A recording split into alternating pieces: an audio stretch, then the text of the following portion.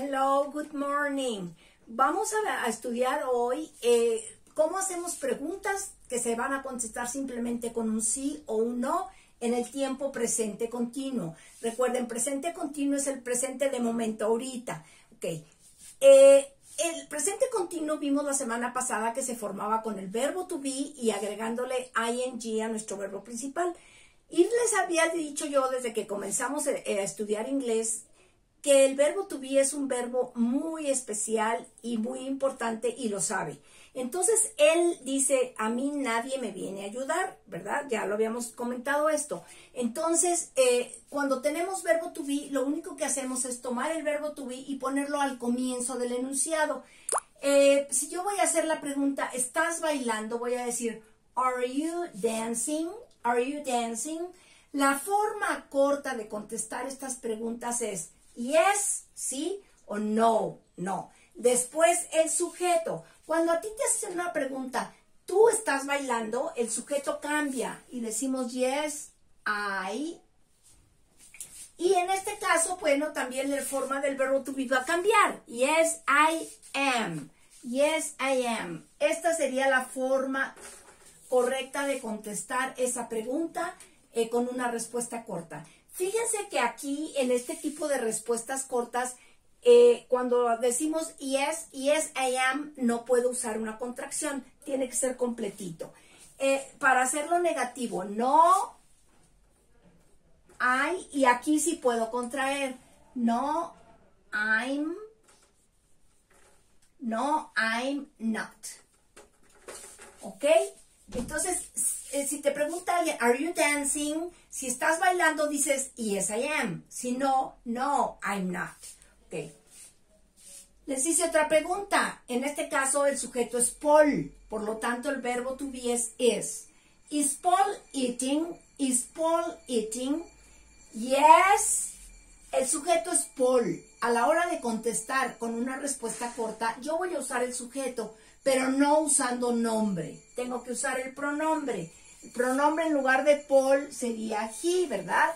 Entonces es yes, he, y después el auxiliar con el que nos hicieron la pregunta, que en este caso es el propio verbo to be. La respuesta sería yes, he is. Les recuerdo, afirmativos no podemos contraer. Yes, he is. En negativo, no. Aquí sí podemos usar la contracción. He is not. No, he's not. Y aquí tenemos otra opción. Decir no, he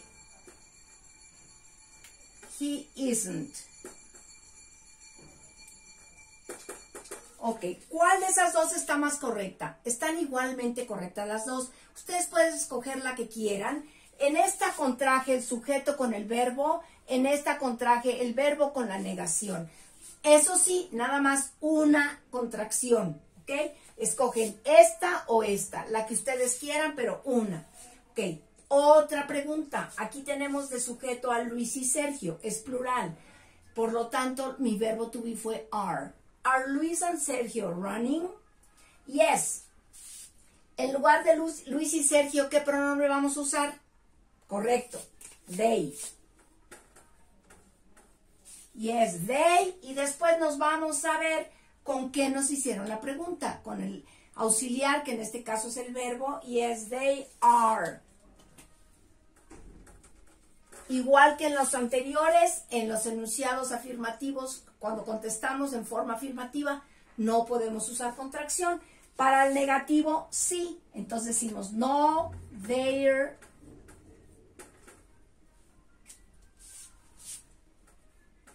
No, they're not. O la otra opción, no, they aren't. No sé si ustedes ya ahorita se fijaron que estas dos opciones las tenemos con todos, excepto con I, la primera persona del singular. Con I no tengo más que una opción en negativo.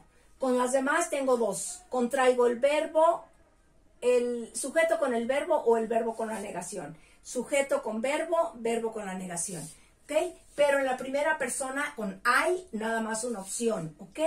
Bueno, les voy a mandar su hoja de ejercicios, espero que les haya quedado claro. Por favor, vean el video antes de realizar su hoja, ¿ok? See you next week. Have a good week. Bye.